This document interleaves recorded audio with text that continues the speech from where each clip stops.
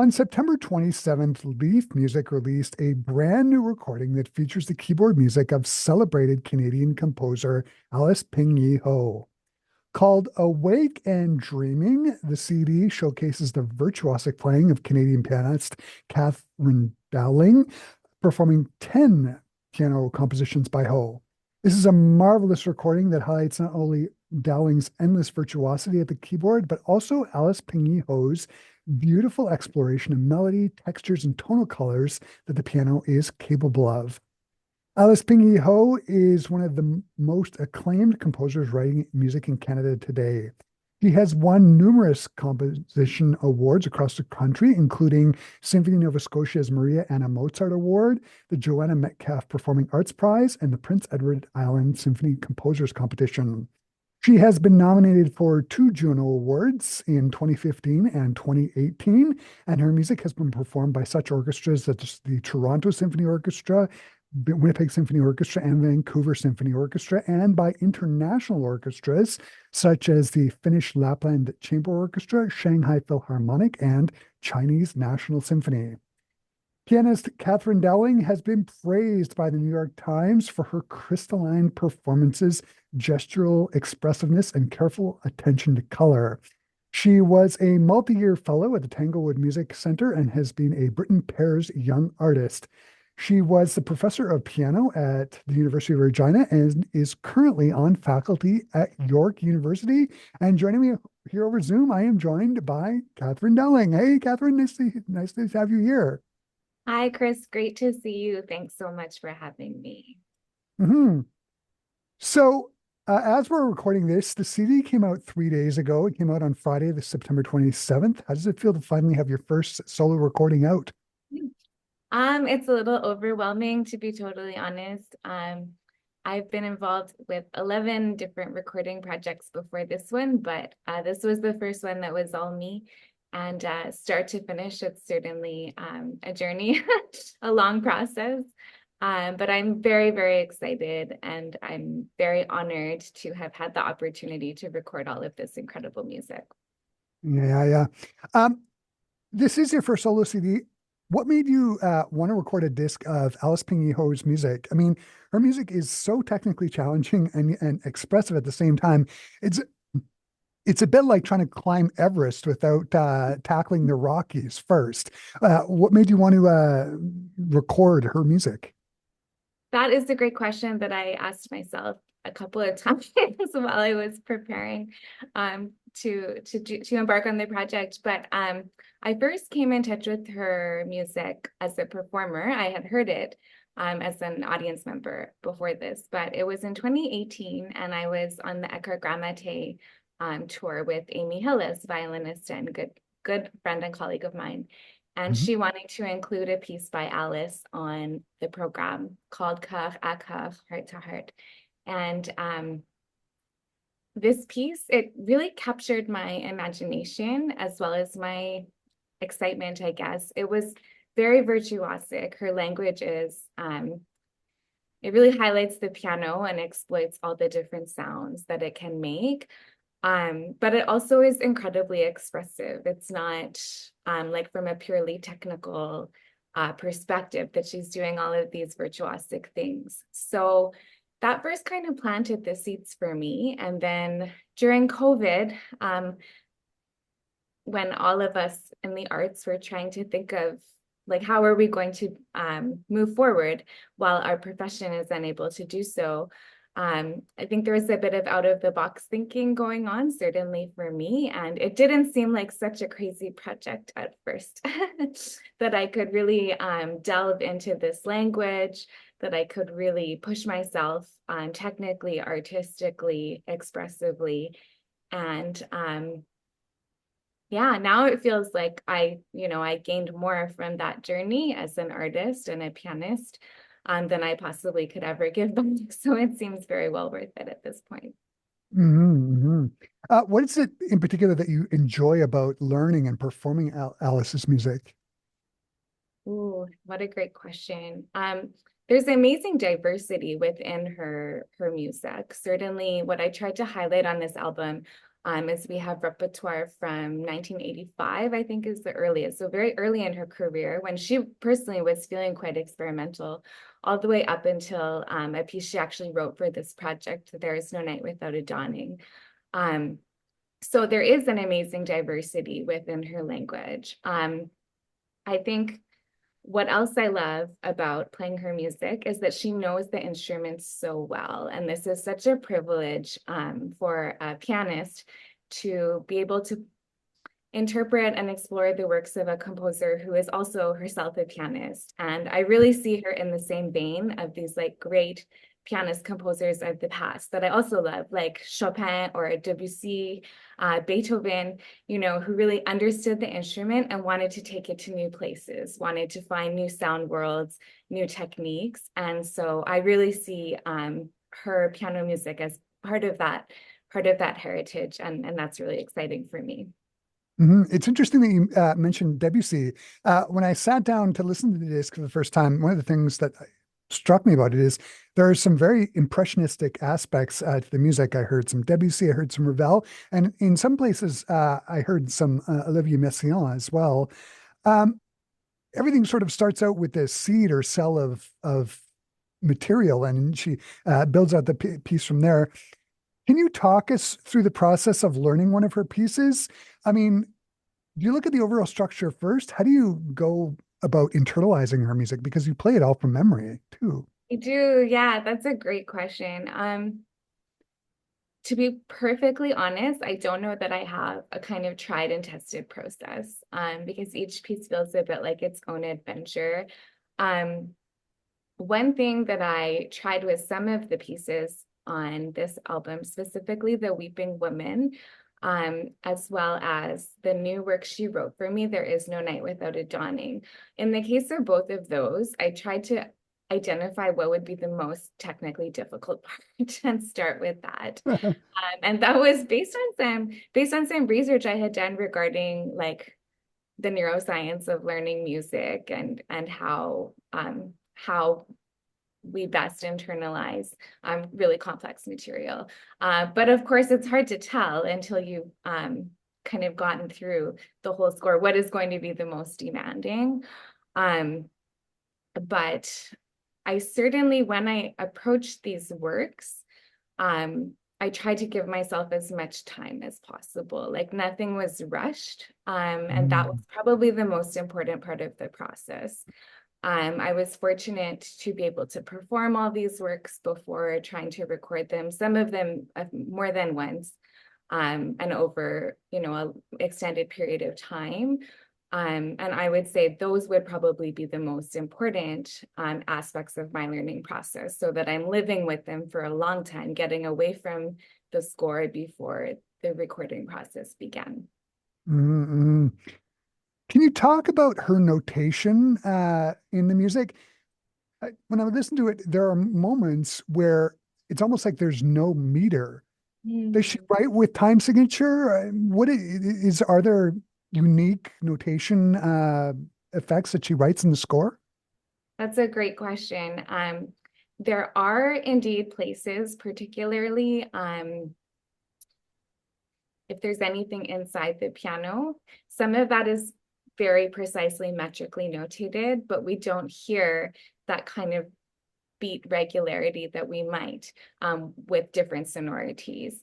There are also many places in her notation where there are very, very frequent changes of meter, changes of tempo as well. And quite subtle tempo changes that if you play very faithfully, then they sound like an accelerando or sound like a ritenuto, but they are in fact very specifically indicated. There are also, because piece to piece, it's a bit different. There are some really beautiful indications that she gives in words that help the performer understand a kind of flexibility that she's desiring, or a kind of spontaneity in the approach to the timing. So those would be Mm, some of the ways that she creates that sense of kind of suspension from the bar line, or suspension out of that kind of stability. mhm, mhm. I was reading about her. She has many different sources of inspiration. But one of the things I found interesting about the CD is that there are three pieces on the disc inspired by art. Salvador Dali, there's this piece, Eon, I think is that how Yeah. you say it? Yeah. Eon, inspired by Salvador Dali's The Persistence of Memory. Shade, which is inspired by Van Gogh's Starry Night, and The Weeping Woman, inspired by Picasso's very well-known painting of the same name. One of the first pieces you learned was Aeon. Can you talk about that piece? And for you, how does it relate to Salvador Dali's painting? Yeah, beautiful. I am certainly not any kind of expert in visual art, though sometime in my life I'd love to take some art history, art appreciation. But I think most of us know of this work of Salvador Dali. It's the melting clocks that have that very kind of quintessential surreal quality to them. And Mm, I find in Alice's piece, Aeon, particularly in the first section, the melting clock section, there's something that is extremely surreal about this sound world created. It's so incredibly soft. I believe the indication is as if coming from nothing. And so these sounds are kind of emerging, and we almost want to, as a performer, create the effect of, is any sound happening? Like, did I even hear that? Before it blooms into this really complex sonority. So in very practical, tangible ways like that, I feel that surrealism of the painting coming through in the sonic or oral experience. I also find with that whole piece taken together, the second section is called Rapid Meditation. There is mm, something surreal about the experience of performing it. It requires this like razor sharp presence of focus. So you have to be like so present and so aware and so responsive because it goes at such a clip and it's so incredibly detailed. But then at the same time, it has this like otherworldly effect, almost, like you've been partially concussed and you're seeing stars or something like mm. that. And I think in the surrealist paintings of Dali, the melting clock, there's something of that quality as well, that presence and the otherworldliness happening at the same time. Yeah. Uh, there is a piece on the disc, and you've made reference to it a couple of times, that was commissioned for the CD. It's called There Is No Night Without Dawning. Can you talk about that piece? And can you also talk about the Elegy project that you started in 2023? And as my understanding is, this piece is one of the things that came out of that, right? Yes, absolutely. So when I approached Alice about this project, not about a commission, but to see what she would think if I might have her blessing to record an album of her works. And she was so generous and so enthusiastic. And she said, if I were to do this project, she would love to write something new to go Mm, as part of it. And we were super privileged to get some funding from Canada Council to support that new commission. And at the same time, she asked me if there were any kind of themes or things I was exploring just in my musical life in general. And at that time, it had been a really dark time in my family. We had two very unexpected deaths and kind of tremendous fallout that comes from something like that. And I had been spending a lot of time, of course, because it was COVID. This was in 2021. We couldn't do the kind of normal rituals of grieving. I mean, or even be in the same place as a family. And I was, of course, had no concerts either. So I was just sitting at the piano wondering what to play. And I wound up playing these elegies by all kinds of composers, over 100 of them. And that became a kind of centerpiece of my life that then grew into a touring recital project once things opened up a little bit, because the more I kind of shared that this is how I was spending my time, I got a lot of feedback. Well, I would like to experience something like that, as grief and loss was such a kind of prevalent part of everyone's lives during those years. And so I shared with Alice that's what I had had been exploring, and she was very enthusiastic about the idea to write a piece that could be folded Mm, into that project as well. And There Is No Night Without It Dawning, the title comes from a beautiful poem by Helen Bryce that if I tried to recite it to, I would start to cry. I find it really mm, moving, but it's about loss and grief. And so that piece, There Is No Night Without It Dawning, I was able to premiere as part of the Elegy Project program on tour, first in the Prairies and then at Ottawa Chamber Fest. And then, of course, I also have it as part of this album of Alice's music. And I don't think I'm giving away too much to say that this also inspired Alice to start working on a Requiem, which was something that she had kind mm. of had flowing in her creative imagination at the time as well. Wow, fantastic. There are four compositions by her that were written in the late 80s and early 90s on the disc. I'm thinking here of the musical trilogy and Fire of Imagination. Uh, the music is so full of color and emotion. Do you think her harmonic language and compositional style changed over time from those early pieces to now? What a great question. I think absolutely.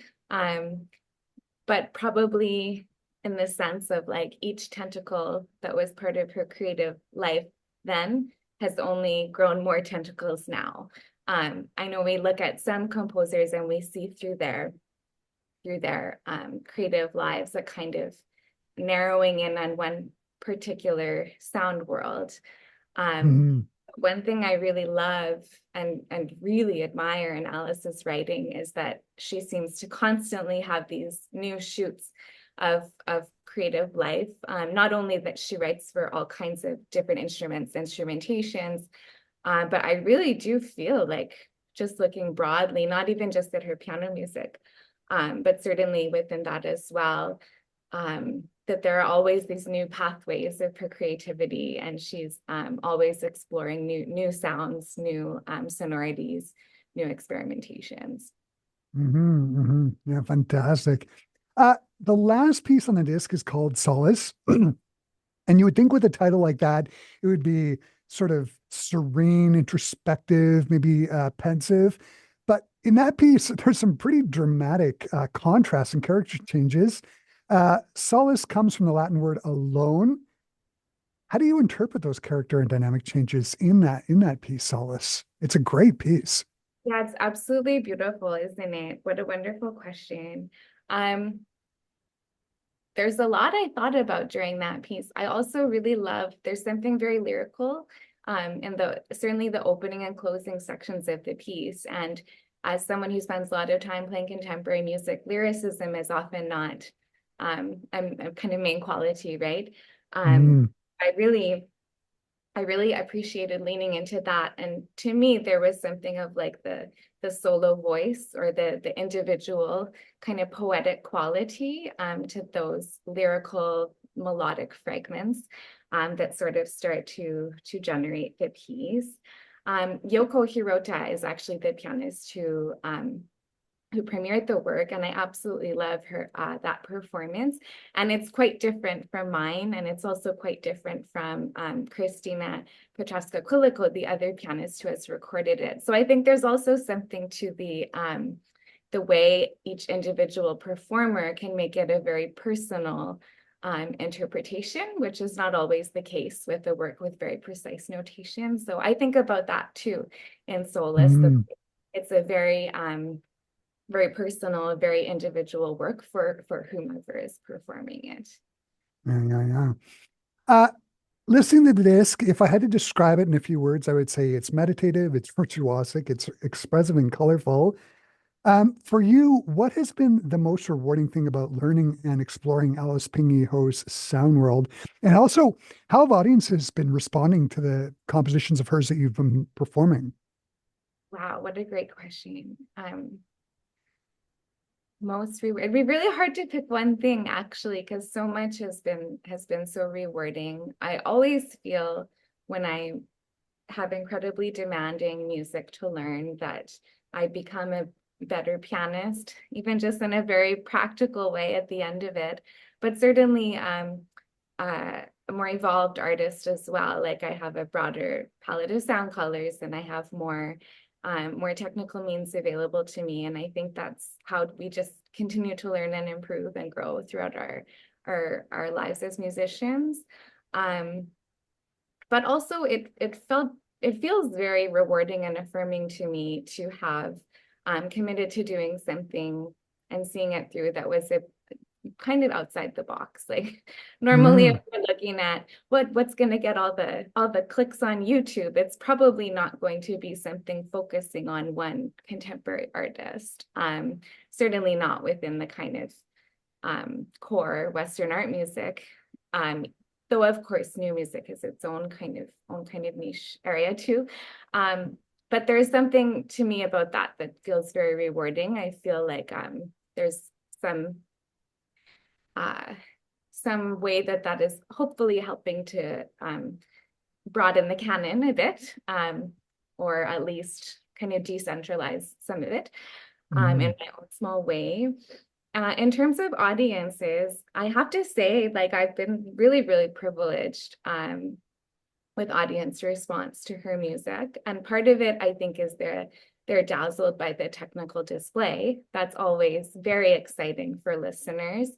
But it always goes deeper than that too. I think even kind of more conventional audience settings, they really respond to her music. They say things like, "Oh, I didn't know the piano could sound like that," or they Mm, say, particularly a work like There Is No Night Without a Dawning or Shade, the one inspired by the famous Van Gogh painting that you mentioned earlier. They really find something very touching in those works. And I think that has been really special for me to experience too. So they can be kind of thrilled and dazzled, but then also be very moved. And you know, what more could we want as a performer yeah, from the yeah, audience? absolutely. Now that the disc is out, are there plans for a recital tour that consists of just Alice Ping-Yee Ho's music? Yes, I'm really hoping to do that. So anyone who would like to hear that, please feel free to reach out. I do think we have as performers a responsibility to kind of cultivate demand for such things rather than just try to meet what we might perceive the demand to be. I'm actually also 9 months pregnant right now, so it wouldn't be Ah, an Mazel tov. yeah, thank you so much. So nothing imminent in terms of touring, but in 2025, 2026, I'm getting the pieces of that together now. Part of part of my plans are indeed to perform only her works, which I find really exciting.